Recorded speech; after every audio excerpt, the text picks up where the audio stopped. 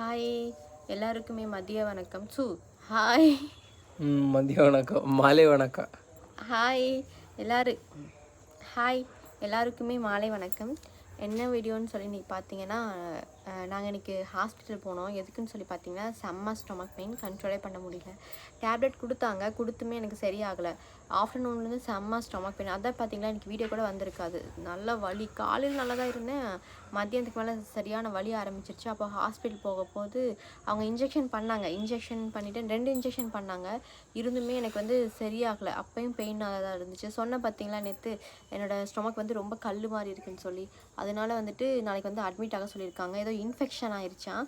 So அதனால் வந்து கண்டிப்பாக அட்மிட் ஆகிட்டு தான் அதில் வந்து ட்ரிப் போடணும் அப்படின்னு சொல்லியிருக்காங்க. ஸோ வந்து ரொம்ப கஷ்டமான விஷயம். நாளைக்கு எப்படியும் காலையிலே போக சொல்லியிருக்காங்க. போய் பார்க்கணும். போய் பார்த்து தான் நாங்கள் சொல்ல முடியும் அட்மிட் பண்ணணுமா இல்லையான்றது சொல்ல முடியும். ஆனால் இந்த மாதிரி விஷயத்தில் அட்மிட் பண்ணாமல் இல்லை வேண்டாம் நாங்கள் பார்த்துக்கலான்ற மாதிரியெல்லாம் நீங்கள் இருந்தாச்சுன்னா செட் ஆகாது.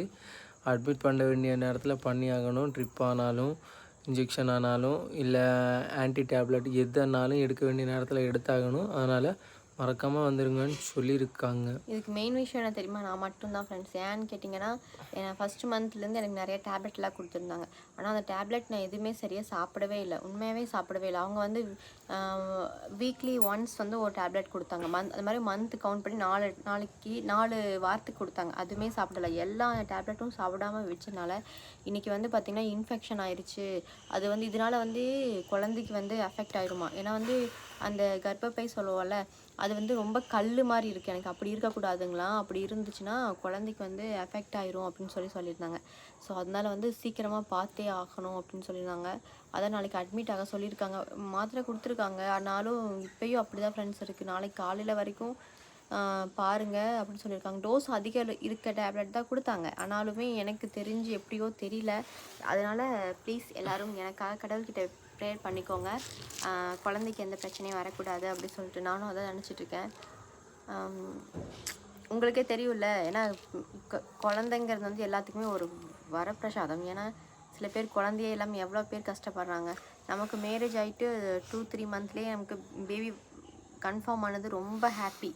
பட் அது ஏன் என்ன கண்ணு பட்டுச்சா என்னன்னே தெரியல.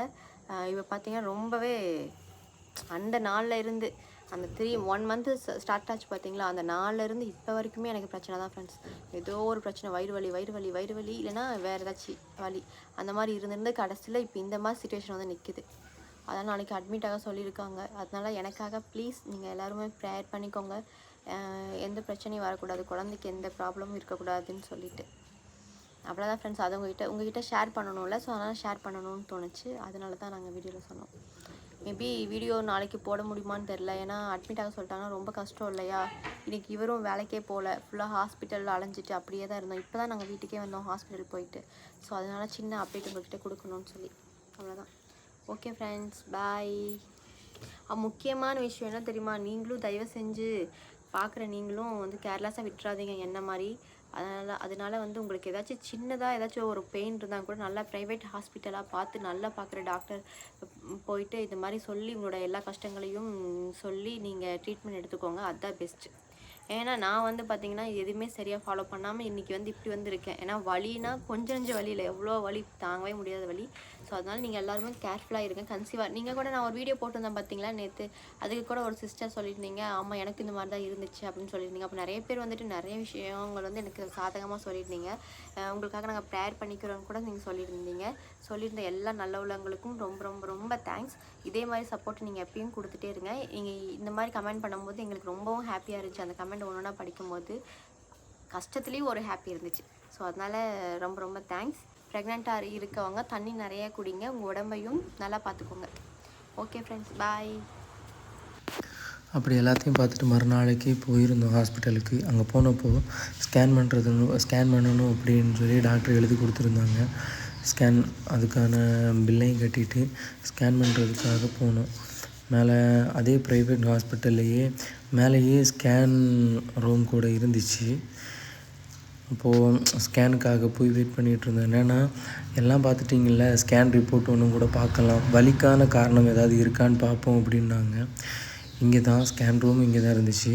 ஆனால் ஒரு விஷயம் என்னென்னா ஸ்கேன் பண்ணுறதும் அதை செக் பண்ண அதே டாக்டர் மேடம் தான் ஸ்கேன் பண்ணுறதுக்காகவும் வந்திருந்தாங்க. ஹாய், நம்ம வந்து ஹாஸ்பிட்டலுக்கு வந்திருக்கோம்.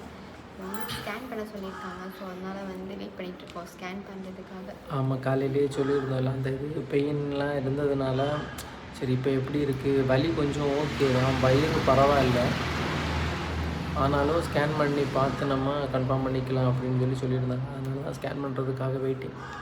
ஆமாம், அதனால் வெயிட் பண்ணிகிட்ருக்கோம். இங்கே தான் இங்கே இருக்குது ஸ்கேனிங் ரூம். பார்ப்போம். பேசிகிட்டே இருக்கும்போது அவங்களும் ஸ்கேன் எடுக்க போயிட்டாங்க. கொஞ்ச நேரத்தில் என்ன கூப்பிட்டாங்க. நான் என்னவா இருக்கும் அப்படின்னு அங்கே போய் பார்க்கும்போது என்னென்னா ஸ்கேன் எப்படி இருக்குது என்ன ஏதுன்னு காமிச்சாங்க. அவங்க உடம்பு எப்படி இருக்குது, வயிற்றுக்குள்ளே பேபி எப்படி இருக்குது, அந்த வயிறு ஃபுல்லாகவே அவங்க ஸ்கேன் பண்ணி காமிச்சாங்க. இப்படி தான் இருக்குது, எந்த விதத்துலையுமே எதுவுமே இல்லை, இது எதனால் வருது அப்படிங்கிறது அவங்க சொல்லியிருந்தாங்க. அந்த ஸ்கேனை வந்து காமிச்சாங்க. பார்த்ததுக்கப்புறம் தான் கொஞ்சம் ஓகே, நார்மலாக இருக்காங்க அப்படின்ற ஒரு தைரியம் அதுக்கப்புறம் தான் வந்துச்சு. நாங்கள் வந்து டாக்டரை பார்த்துட்டோம். அவங்க வந்து ஸ்கேன் பண்ணி பார்த்தாங்க. ஸ்கேன் பண்ணி பார்த்ததில் ஸ்கேன் ரிப்போர்ட்டில் வந்து எல்லாமே நார்மலாக தான் இருக்குது, குழந்தை எல்லாமே நார்மலாக தான் இருக்குதுன்னு சொன்னாங்க.